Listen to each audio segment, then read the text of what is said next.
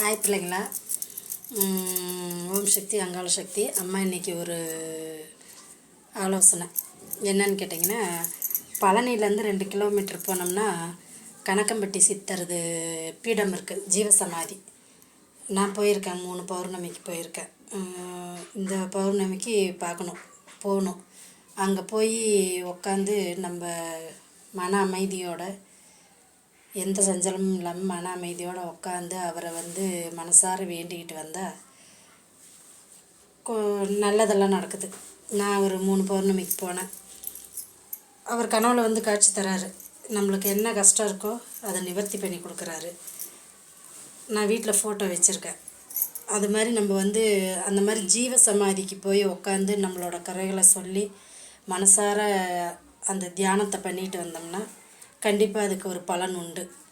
அதே மாதிரி குடும்பமாக சேர்ந்து உட்காந்து அந்த நம்ம அம்மா அப்பா மாமியார் மாமனார் குழந்தைங்க எல்லாம் உட்காந்து பூஜை பண்ணும்போது அதுக்கு பலமே ஜாஸ்தி.